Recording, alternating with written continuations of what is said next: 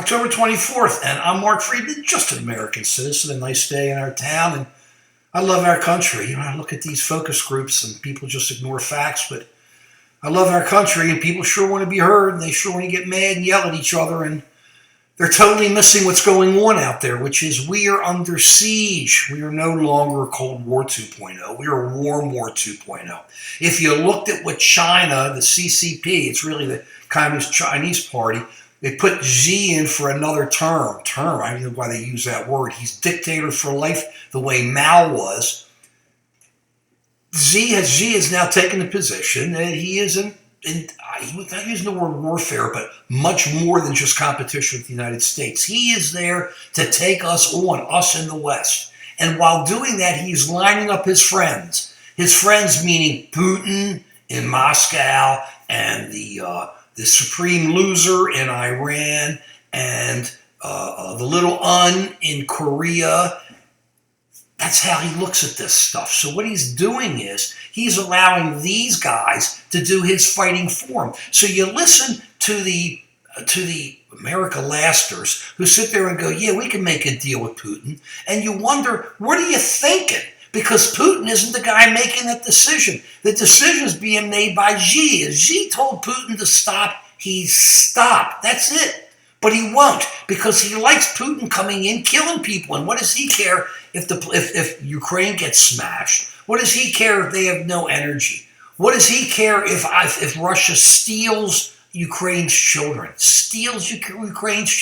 Because Xi is just another thug himself, taking on the Uyghurs, taking them apart, and taking on other parts of China, so they can't even think straight. They can only think the way Xi wants you to think. So he's got Moscow doing his bidding. He's now got the little Un starting trouble with South Korea, with the ships kind of exchanging or shooting weapons near each other. He's got Iran sending ammunition to Russia because they're running out of it, because they can't fight their war. And so you have the supreme loser at the same time killing all of his own people inside Iran, saying, oh, they're religious, but we're going to kill them if we don't think they're religious enough.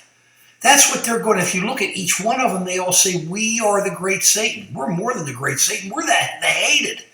Look at who's trying to come into this country and why so many do. They want to leave those countries to come here for an idea to be able to live independently and live free. These are the people who try to come here. Our problem is we keep thinking we can make a deal with Putin, and then maybe make a deal with the young Un, and then maybe make a deal with Iran. We can't make one with Saudi Arabia. They're a big question mark. You know how I feel about that with the military support.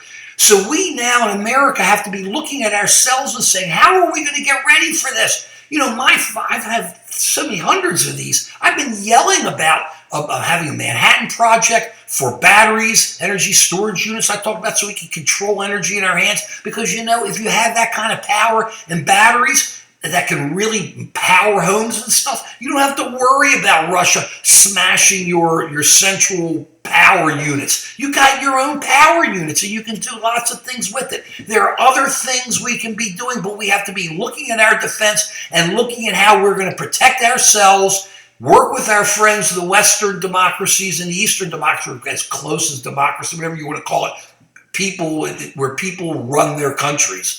Okay? So we are prepared for this onslaught and not play the game of, yeah, Putin, we can make a deal. Putin, he'll stop. He ain't going to stop because China's telling him to keep on moving. And if we let Russia do this stuff, China's going to make moves. It's all just tumbling dice. And that's where it's going. So we have to start looking and get prepared now. We can't keep putting this off, putting the American communist, Republican, fascist. Stop it.